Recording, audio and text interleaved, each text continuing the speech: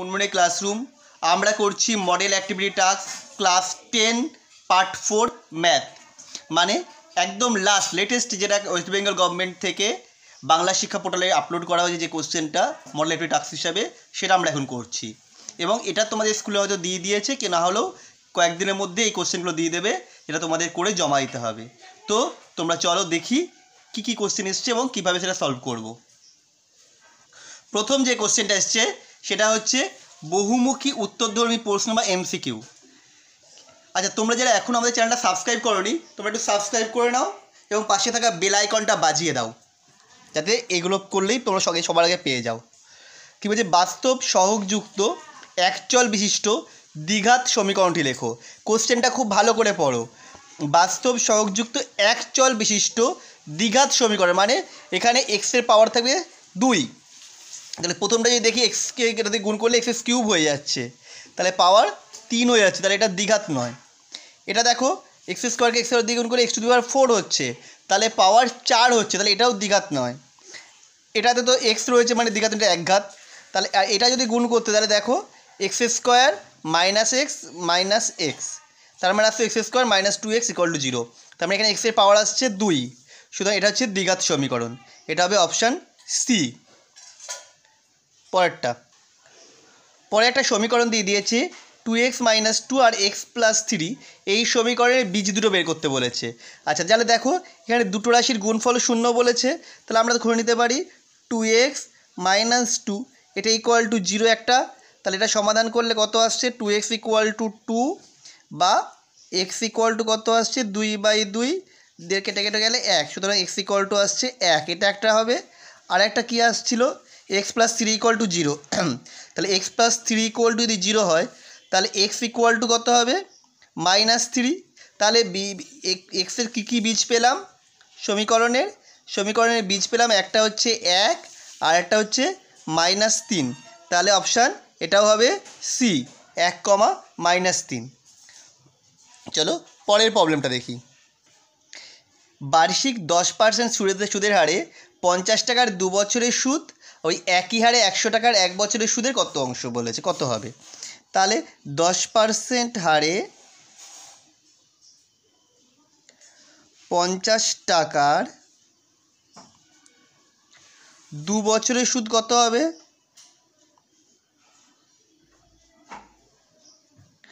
I = PRT/100। তাহলে এখানে P এর মান কত 50, আর এর মান কত 10% মানে 10, টাইম কত 2 বছর 2, তলায় 100। 50 100 দিয়ে কাটলে 2 2 2 কেটে যাচ্ছে, তাহলে আসছে 10 টাকা।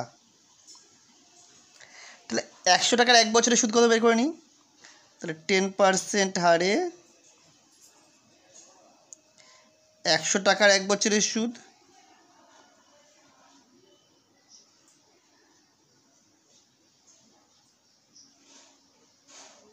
একই রকমভাবে I = PRT/100।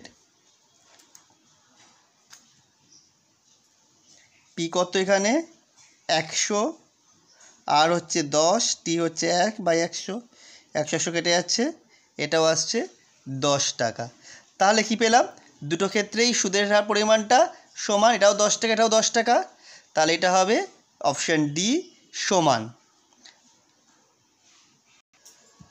কি বলেছে, ও কেন্দ্রীয় বৃত্তের, একটা বৃত্তর কেন্দ্র হচ্ছে ও কেন্দ্রীয় বৃত্তের PQ এবং RS যা দুটো সমান, PQ জায়ের দৈর্ঘ্য হবে, RS জায়ের দৈর্ঘ্যও সমান। ও থেকে PQ জায়ের দূরত্ব 8 সেমি, এইটা যদি 8 সেমি হয়, তাহলে আমরা জানতে চাইছি ও থেকে RS জায়ের দূরত্ব কত হবে। যেহেতু এই PQ এবং RS এর দৈর্ঘ্য সমান, তাহলে কেন্দ্র থেকে দূরত্বও সমান হবে। এটা যদি 8 সেমি হয়, এটাও 8 সেমি হবে, অর্থাৎ আমার উত্তর হবে অপশান এ, 8 সেমি। পরের কোশ্চেনটা কি বলেছে, সত্য মিথ্যা লিখতে বলেছে। বলছে একটি ঘনকের প্রতিটি ধারের দৈর্ঘ্য অর্ধেক করা হলো, তাহলে ঘনকটির আয়তন প্রথম ঘনকের আয়তনের 1/8 অংশ হবে। এটা সত্য না মিথ্যা, এটা আমরা দেখি। তোমরা এই ভিডিওটা তোমাদের বন্ধুদের শেয়ার করে দেবে, যাতে তারাও করে নিতে পারে। কি বলেছে, আমি প্রথমে ধরে নিয়েছি ঘনকের প্রতিটি ধারের দৈর্ঘ্য x একক। তাহলে ঘনকের আয়তন কত হবে? এক্স কিউব ঘন একক। তাহলে এখন প্রতিটি ঘনকের প্রত্যেক ধারের দৈর্ঘ্য অর্ধেক করলে ধারের দৈর্ঘ্য কত হবে? x/2 একক। তাহলে এখন আয়তন কত হবে? আগের ঘনকের আয়তন ছিল এক্স কিউব ঘন একক, এখন হবে এক্সের জায়গায় x/2 এর হোল কিউব, মানে x³/8। তার মানে কি x³ 1/8 অংশ হয়ে যাচ্ছে না ঘনকটার একক? তার মানে কি ঘনকটার আয়তন হলো প্রথম ঘনকের আয়তনের 1/8 অংশ। আমরা কোশ্চেনটা দেখি আবার কী ছিল। ঘনকটির প্রতিটি ধারের দৈর্ঘ্য অর্ধেক করলে ঘনকের আয়তন প্রথম ঘনকের আয়তনের 1/8 অংশ হবে। তার মানে এটা সত্য, তার মানে এটার অ্যান্সার হবে সত্য বা টি।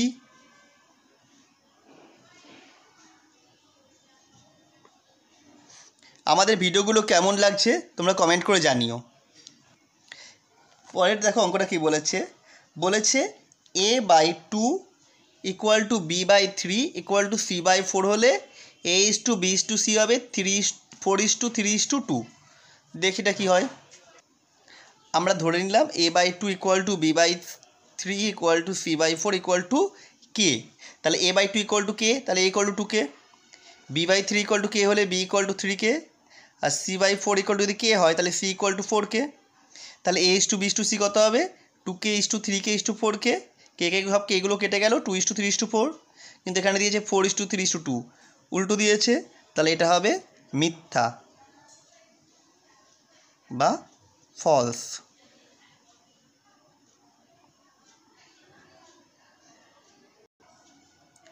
আসল p টাকা এবং বার্ষিক চক্রবৃদ্ধি সুদের হার r% হলে দ্বিতীয় বছরের মূলধন হবে PR/100 টাকা। ধরছি আসল হচ্ছে p টাকা, বার্ষিক চক্রবৃদ্ধি সুদের হার r%। আমরা জানতে যে দ্বিতীয় বছরের মূলধন মানে কি, প্রথম বছরের শেষে এটা সুদাসল সেটাই মূলধন। তাহলে প্রথম বছরের শেষে সুদাসল কী হবে? a = মানে p × 1 + r/100 whole to the power n। এখানে যেহেতু বছরটা 1 তাই n এর মান 1। তাহলে করলে আসছে কত? p + PR/100।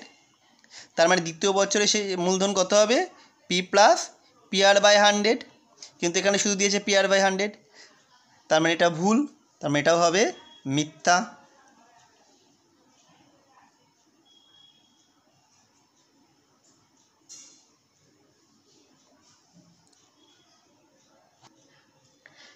ও কেন্দ্রীয় চিত্রে ও কেন্দ্রবিশিষ্ট বৃত্তে, ওই যে বৃত্তের কেন্দ্র হচ্ছে ও, এবি একটি ব্যাস, এবি ব্যাস, বৃত্তের ভিতরে কিউ একটি বিন্দু, ভিতরে কিউ একটা বিন্দু রয়েছে।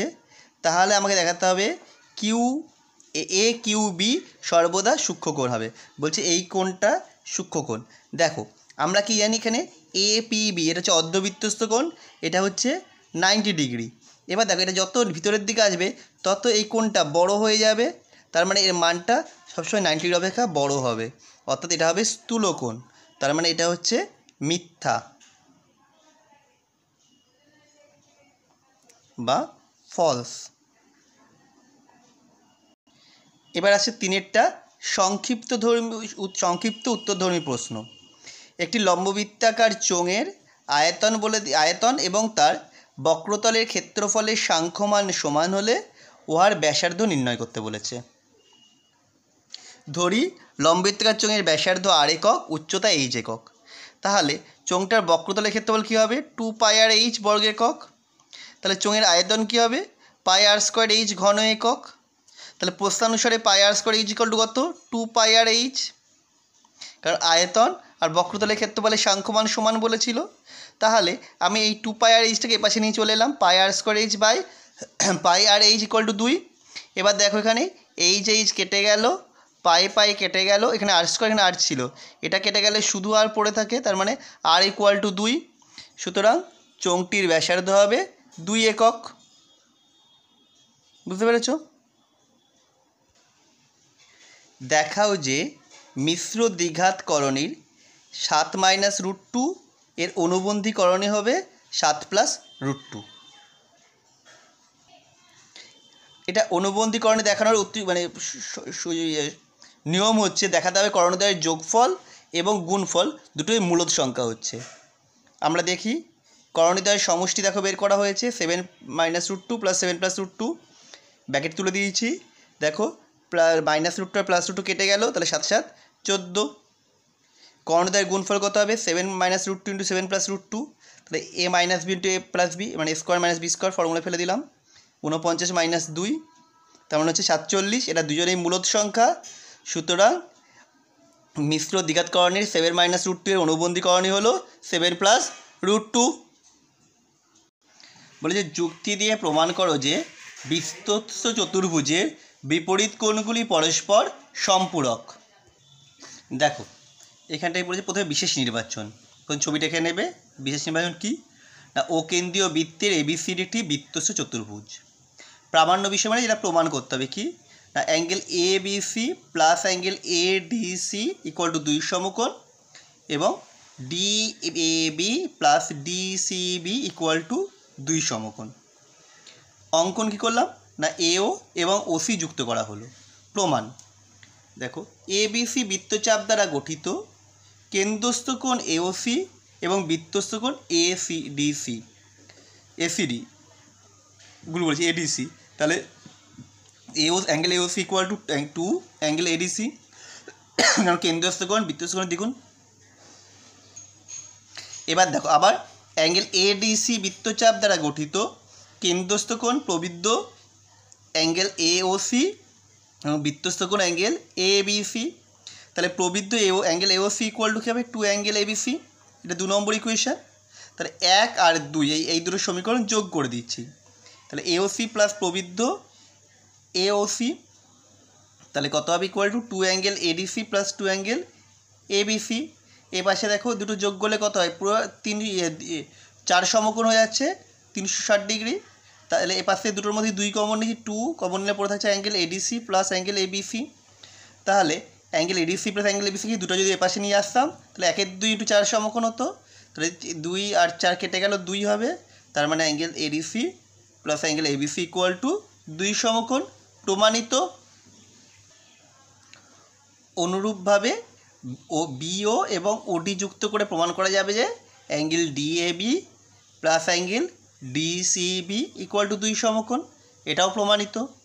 সুতরাং আমাদের যে 4 নম্বর সেটটা কমপ্লিট হয়ে গেল। তোমরা কেমন লাগছে জানাবে, লাইক করো, শেয়ার করো এবং বন্ধুদের মধ্যে এটা ভিডিওটা আরও বেশি বেশি করে ছড়িয়ে দাও।